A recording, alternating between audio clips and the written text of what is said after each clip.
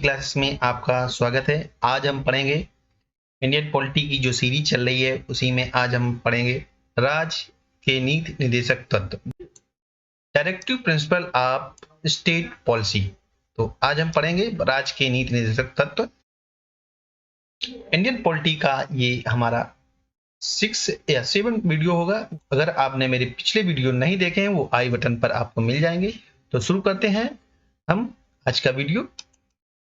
राज्य के नीति निर्देशक सिद्धांतों को भारतीय संविधान में शामिल किए जाने का क्या उद्देश्य है? तो जो उद्देश्य था वो था सामाजिक और आर्थिक लोकतंत्र को स्थापित करना। जी हाँ, कल्याणकारी राज्य की संकल्पना का समावेश संविधान के किस भाग में किया गया? ये किया गया था राज्य के नीति निर्देशक सिद्धांतों में भाग 4 में। नेक्स्ट है भारतीय संविधान में किसके अंतर्गत पंचायती राज प्रणाली की व्यवस्था की गई है? तो ये राज्य के नीति निर्देशक सिद्धांतों के अंतर्गत। समान आचार संहिता राज्य के नीति निर्देशक तत्वों का भाग नहीं है, किंतु समान नागरिक संहिता नीति निर्देशक तत्व है। नीति निर्देशक सिद्धांत, जो नीति निर्देशक सिद्धांत है वो वाद योग्य नहीं है, वाद योग्य नहीं है।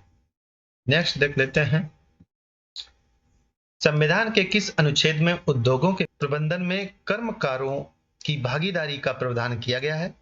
ये अनुच्छेद 43 का में किया गया है। भारत के संविधान में समान कार्य के लिए समान वेतन के अधिकार का प्रावधान कहाँ किया गया है? तो ये किया गया है राज्य के नीति निर्देशक सिद्धांत में। पुरुषों और स्त्रियों दोनों का समान कार्य के लिए समान वेतन राज्य के नीति निर्देशक तत्वों में निहित है। जो राज्य के नीति निर्देशक तत्वों में निहित है वो है पुरुषों और स्त्रियां दोनों का समान कार्य के लिए समान वेतन। ये राज्य के नीति निर्देशक तत्वों में शामिल है। तो राज्य के नीति निर्देशक सिद्धांतों में कौन सा अनुच्छेद अंतरराष्ट्रीय शांति और सुरक्षा के संवर्धन से संबंधित है? अनुच्छेद 51। राज्य के नीति निर्देशक सिद्धांत एक ऐसा चेक है जो बैंक की सुविधा अनुसार अदा किया जाता है। यह कथन किसका है? यह कथन है के.टी. शाह का। जी ये के.टी. शाह का कथन है, इसको आप याद रखना। अब देख लेते हैं नीति निर्देशक तत्वों से संबंधित महत्वपूर्ण अनुच्छेद।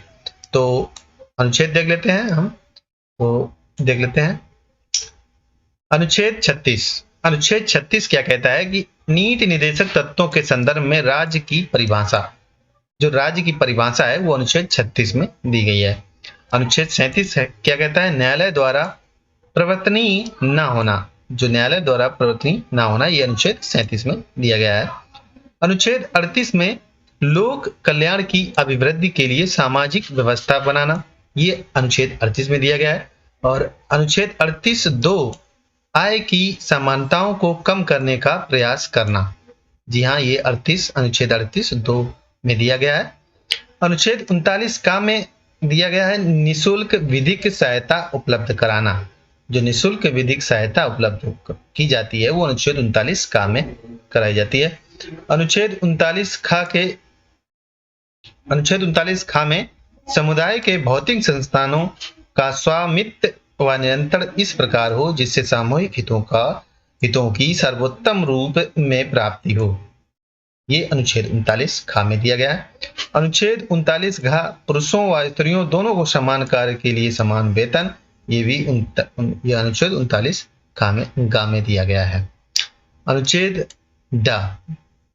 39 पुरुष और स्त्री कर्मकारों के स्वास्थ्य व शक्ति का तथा बालकों की सुकुमार अवस्था का दुरुपयोग न हो, यह अनुच्छेद 39 में दिया गया है।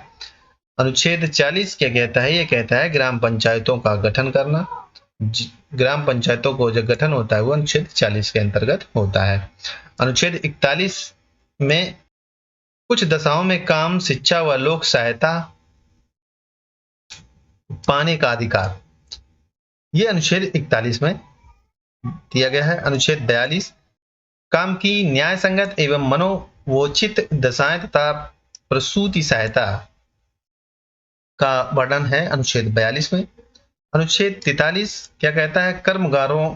कर्मकारों के लिए निर्वाह मजदूरी आदि। नेक्स्ट देख लेते हैं अनुच्छेद 43 का उद्योगों के प्रबंधन में कर्मकारों को का भाग लेना। ये 43 अनुच्छेद 43 का में है। अनुच्छेद 43 का सहकारी समितियों के स्वैच्छिक गठन, स्वायत्त संचालन, लोकतांत्रिक नियंत्रण तथा व्यावसायिक प्रबंधन को बढ़ावा देना। यह अनुच्छेद 43 का में दिया गया है। अनुच्छेद 44 सभी नागरिकों के लिए एक समान नागरिक संहिता। नेक्स्ट है अनुच्छेद 45 जिसमें है 6 वर्ष से कम आयु के बच्चों के लिए निःशुल्क व अनिवार्य शिक्षा का प्रावधान। ये किसमें दिया गया है? अनुच्छेद 45 में। अनुच्छेद 46 एससी एसटी दुर्बल वर्गों के शैक्षिक व आर्थिक हितों की अभिवृद्धि। ये अनुच्छेद 46 में दिया गया है। अनुच्छेद 47 पोषाहार स्तर और जीवन स्तर तथा लोक स्वास्थ्य में सुधार तथा हानिकारक नशीले पदार्थों के उपभोग पर प्रतिबंध। यह अनुच्छेद 47 के अंतर्गत आता है। अनुच्छेद 48 क्या कहता है? गायों, बछड़ों तथा अन्य दुधारू पशुओं के वध पर प्रतिबंध एवं उनकी नस्लों में सुधार के प्रयास। ये अनुच्छेद 48 कहता है के अंतर्गत आता है। अनुच्छेद 48 में और आता है कृषि और पशुपालन में आधुनिक और वैज्ञानिक प्रणालियों का प्रयोग करना। जी 48 अनुच्छेद 48 का इसमें पर्यावरण का संरक्षण व संवर्धन और वन तथा वन जीवों की रक्षा। जी साहब। अनुच्छेद 49 क्या कहता है? ये कहता है कि राष्ट्रीय महत्व के कलात्मक या ऐतिहासिक अभिरुचि वाले स्मारकों या स्थानों या वस्तुओं का संरक्षण करना। यह अनुच्छेद 49 में है। अनुच्छेद 50 कार्यपालिका से न्यायपालिका का पृथक्करण। यह अनुच्छेद 50 में है। अनुच्छेद 51 अंतरराष्ट्रीय शांति और सुरक्षा की अभिवृद्धि। ये अनुच्छेद 51 में दिया गया है। और यहां देख लेते हैं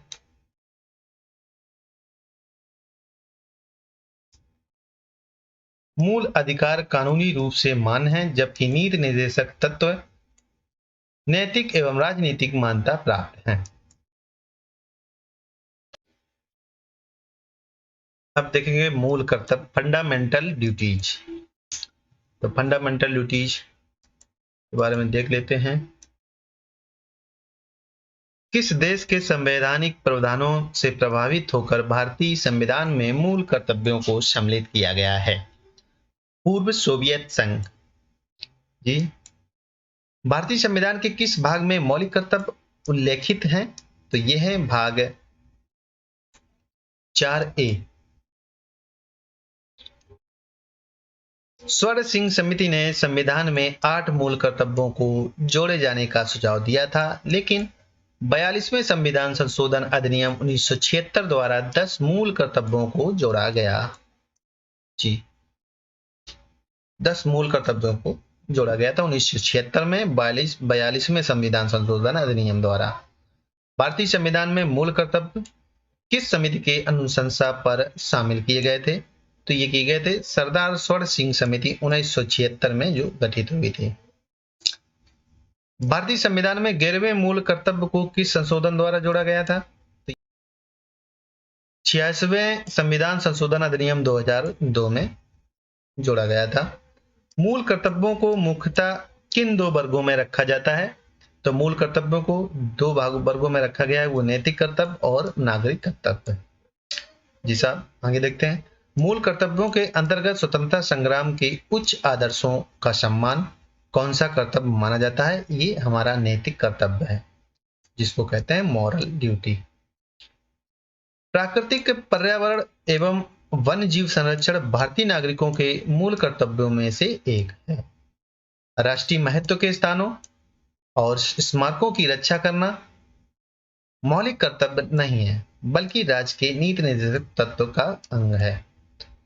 महिलाओं के सम्मान के लिए कुप्रथाओं का त्याग करना प्रत्येक भारतीय नागरिक का कर्तव्य है। ये किस अनुच्छेद में वर्णित है? तो ये अनुच्छेद 51 का 5 में वर्णित है। मूल कर्तव्य किन पर लागू होते हैं? ये केवल नागरिकों पर लागू होते हैं। तो नेक्स्ट देख लेते हैं।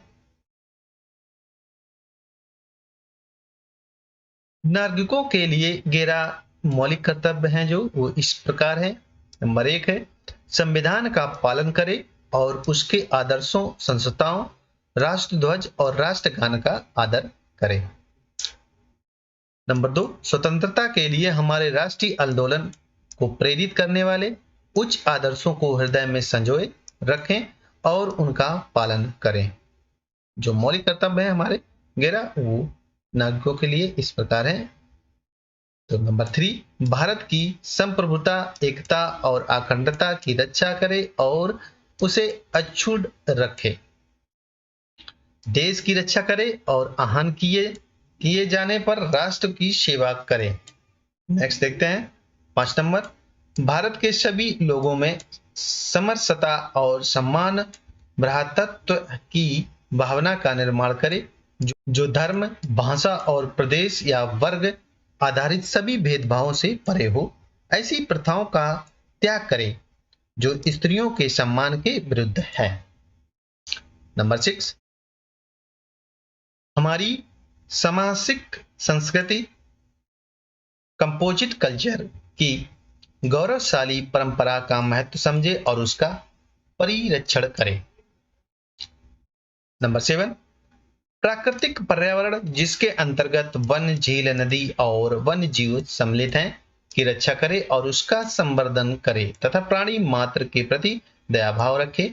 नेक्स्ट 8 नंबर है जो वैज्ञानिक दृष्टिकोण, मानववाद, ज्ञानार्जन तथा सुधार की भावना का विकास करे।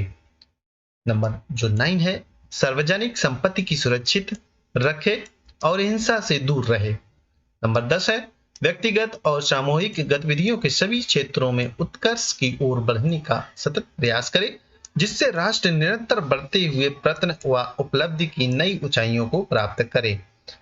लास्ट है जो 11 नंबर वो है इस प्रकार 6 वर्ष की आयु से 14 वर्ष की आयु के बच्चों के माता पिता और संरक्षक जो भी हों उन्हें शिक्षा के अवसर प्रदान करे। इस कर्तव्य का संविधान के 86वें संशोधन अधिनियम 2002 की धारा 4 द्वारा जोड़ा गया था। तो ये हमारे 11 मूल कर्तव्य थे जो हमने अभी आपको बताए हैं, इनको आप याद रखना। नेक्स्ट देखते हैं किसी व्यक्ति को राष्ट्रगान गाने के लिए बाध्य किया जा सकता है। सर्वोच्च न्यायालय ने किस मामले में ऐसा कहा है? विजय इमैनुअल बनाम केरल राज्य 1986 में ये प्रावधान किया गया, बाध्य किया गया कि राष्ट्रगान गाने के लिए हम किसी व्यक्ति को बाध्य कर सकते हैं। सर्वोच्च न्यायालय ने इस मामले में विजय एनुअल बनाम केरल राज्य 1986 में कहा था।